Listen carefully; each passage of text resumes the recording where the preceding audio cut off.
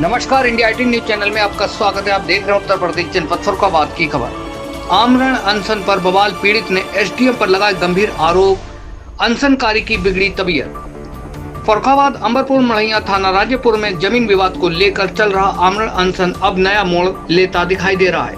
अनशन पर बैठे पीड़ित परिवार ने प्रशासन पर गंभीर आरोप लगाए हैं। पीड़ित पक्ष का कहना है कि अनशन के दौरान एक अनशन पर बैठे व्यक्ति की तबीयत बिगड़ गई, जिसके बाद प्रशासनिक अधिकारियों ने उसे जबरन इलाज के लिए अस्पताल भिजवा दिया। पीड़ित परिवार का आरोप है कि मौके पर पहुंचे एसडीएम ने अभद्र भाषा का प्रयोग किया और आमरण अनशन का बैनर भी हटा दिया। इन आरोपों के बाद मामले ने और तुल पकड़ लिया है। परिवार का कहना है कि जब तक उन्हें न्याय नहीं मिलेगा उनका आंदोलन जारी रहेगा। वहीं प्रशासन की ओर से इन आरोपों पर क्या जवाब आता है, इस पर सभी की नजरें टिकी हुई हैं। पूरे घटनाक्रम को लेकर क्षेत्र में चर्चाओं का बाजार गर्म है और स्थानीय लोगों में भी तरह तरह की प्रतिक्रियाएं देखने को मिल रही हैं। जनपद फर्रुखाबाद से अनुराग दुबे की खास रिपोर्ट। कल यहाँ पर गिरीश चंद मिश्रा अंबरपुर मढ़ैया थाना राजेपुर में एक आमरण अनशन पर बैठे थे जमीनी विवाद को लेकर। इस आमरण अनशन को समाप्त किस कारण किया गया है, आइए उनके परिजनों से पूछते हैं क्या कुछ मामला हुआ, क्या कुछ हुआ है।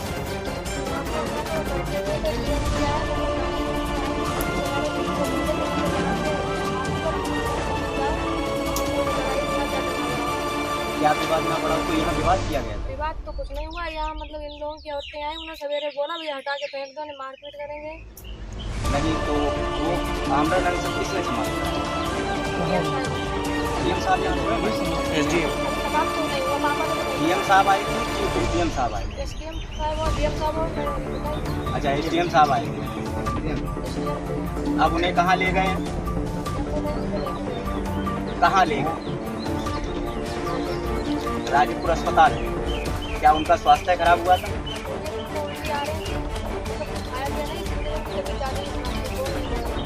बोल नहीं पा रहे, तो उन्हें स्वास्थ्य टीम जो है यहाँ से लेके उपचार के लिए।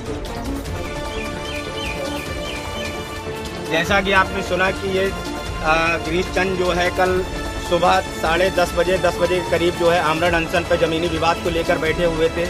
आज उनका बताया जा रहा है कि स्वास्थ्य खराब होने के चक्कर में यहाँ पर एसडीएम साहब महोदय आके उन्हें सीएचसी राजेपुर में ले गए हैं। क्या कुछ हुआ है, आइए यहाँ पे कुछ लोग मौजूद हैं, यहाँ पे पता करेंगे क्या मामला हुआ था। यहाँ पे किसान यूनियन के जो है नेताजी है, इनसे बात करेंगे क्या कुछ मामला हुआ। यहाँ पर मामला हुआ था, एसडीएम साहब आए तो यहाँ पर जो है जमीन जो है डाटा संख्या 307 गिरीश चंद के पिताजी के कब्जे में थी और उनके मरने के बाद उनके कब्जे में उनके जानवर बनते हैं, उनके यूकेलिप्टस के पेड़ खड़े हैं। उसी पर उनके कानून गो ने इस ज़मीन को जिनकी हाईवे में ज़मीन जा रही है रमाकांत वगैरह उनको दे दी है। तो उन्होंने 2 डिसमिल की बात कही, लेकिन उन्होंने इन्हें ज़मीन दे दी पूरी ज़मीन उनके कब्जे में करीब 6 डिसमिल और पूरी ज़मीन पर वो मिट्टी डाल ले, इसी को लेकर विवाद चल रहा था। तो इन्होंने मना किया, लेकिन वो लोग माने नहीं और जब माने नहीं तो ये लोग अपने धरने पर बैठ गए। काफ़ी दिन से 4-5 दिन से मैं भी इनके साथ में गया, एसडीएम साहब से बात हुई, नायब तहसीलदार से बात हुई, माननीय विधायक जी से सुशील जी से बात हुई जो अमृतपुर के विधायक है, उनसे भी वार्ता होने के बाद ने क्या आश्वासन दिया? उन्होंने कहा, विधायक जी ने कहा कि इसकी पुरानी प्रति पर जिसका पहले का कब्जा है उस पर उनको जमीन नहीं दी जाएगी। ये विधायक जी ने स्वयं कहा था, एक बार नहीं 2 बार कहा था, लेकिन फिर भी इसके बावजूद भी यह जमीन पर उन्होंने अपना कब्जा कर लिया जबरदस्ती। किसने कर लिया कब्जा? रमाकांत ने। और जब कब्जा कर लिया तो उस व्यक्ति ने अकेला है, उसने नहीं रोक पाया तो वो अपना अनशन पर बैठ गया। जब अनशन पर बैठा तो हमारे एसडीएम अमृतपुर वो आए और उनका बैनर फाड़ दिया, उन्हें यहाँ से अपनी उनका एम्बुलेंस पे बिठा के राजेपुर ले गए ये जबरदस्ती, और बहुत गलत भाषा का प्रयोग किया।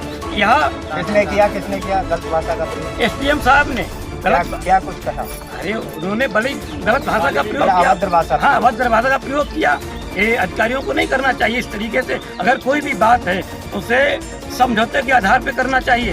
किसी को, चाहे वो भारत के संविधान में, चाहे कोई वो देश का राष्ट्रपति हो, चाहे प्राइम मिनिस्टर हो, चाहे माननीय सर्वोच्च न्यायालय के न्यायाधीश हो, किसी को गाली देने का अधिकार नहीं है, ना ही किसी का घर जाने का किसी को पावर अधिकार है, चाहे वो कोई राजनीतिक हो, चाहे कोई अधिकारी हो।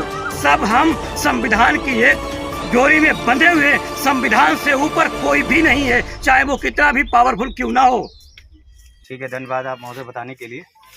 जैसा कि किसान यूनियन के अध्यक्ष हैं और इनका कहना है कि यहाँ पर एसडीएम द्वारा अभद्र भाषा व टिप्पणियाँ की गई और इनका बैनर फाड़ के फेंक दिया गया है और इस आमरण अनशन को पुलिस बल सुरक्षा के तहत जिस तरीके से ख़त्म किया गया है ये तो प्रत्यक्ष नहीं देखा गया है, लेकिन इनका कहना है, इनके लगातार आरोप हैं कि एसडीएम साहब द्वारा जो है इस आमरण अनशन को समाप्त कराया गया है और अभद्र भाषाओं का भी प्रयोग किया गया है। लगातार देखने के लिए इंडिया भारत, अनुराग दुबे, फरुखाबाद। इंडिया न्यूज़ के साथ अनुराग दुबे। मैं कल यहाँ पर आया था अमरपुर मड़ैयों में।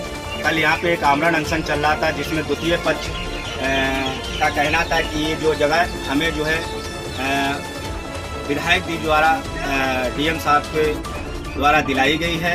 क्या कुछ मामला हुआ, आज ये आमरण अनशन समाप्त किस कारण हुआ, उसने द्वितीय पक्ष का क्या कहना। क्या नाम है भैया?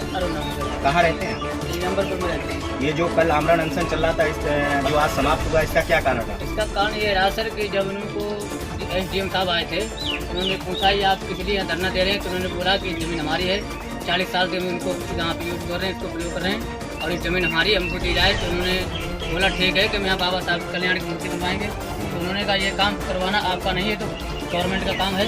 और प्रधान जी जो यहाँ के जो वर्तमान में उन्होंने ये भी कहा कि हम उसके लिए अपनी ज़मीन में से हिस्सा दे देंगे जो भी आपको बनाना हो। और यहाँ पर जो भूमिहीन लोग हैं जिसकी गंगा एक्सप्रेस में ज़मीन चलेगी, उनको इसके मुआवजे में ये मुआवजा न देने की बजाय उसको ज़मीन दी जाएगी। तो उसमें एसडीएम साहब ने ये भी पूछा, जब उनको पता चला कि ज़मीन पहले से बिक्री हो चुकी 14 साल पहले, सन 2012 में वो भी देखा गया। तो उन्होंने जमीन की बिक्री हो जी पूरे कब, कौन सी सन में? सन 2012 में जुलाई महीने में। किसे बेचा? राम बेटी के नाम और पति का नाम अनिल कुमार जी। जी हाँ, उनका पूरे अच्छे और बैनामे के हिसाब से पूरी कार्रवाई करते हुए उन्होंने देखा और उन्होंने चेक भी कराया। उन्होंने उसको ये भी स्वीकार भी किया कि हमने अमृतसर गलती से हमने बेची थी। और उन्होंने ये भी कहा है एसडीएम साहब ने कि इसका मतलब इसीलिए ये बच्चे नौटंकी कर रहा है कि हम जमीन कहाँ से देंगे, जो हम जमीन बेच चुके हैं वो जमीन इनके कब्जे में जा रही है, उसको कैसे बेचेंगे, कैसे पैसा कहाँ देंगे, इसलिए नाटक कर रहे हैं। कितनी जमीन बेची है? जमीन उन्होंने बेची है सर कम से कम नहीं तो मेरे हिसाब से वहाँ से बेची है। कुछ आइडिया? हाँ सर, आइडिया 10 विषय 15 विषय 20 विषय के आसपास, 3 विषय के आसपास बेची। 3 विषय बेची जी राम बेटी को। जी, जबकि सर ये जहाँ तक हो सकता है ग्राम समाज की जमीन बेचने में किसी का अधिकार नहीं, यूज कर सकता है, प्रयोग कर सकता है, किसी को बेचने का अधिकार नहीं है।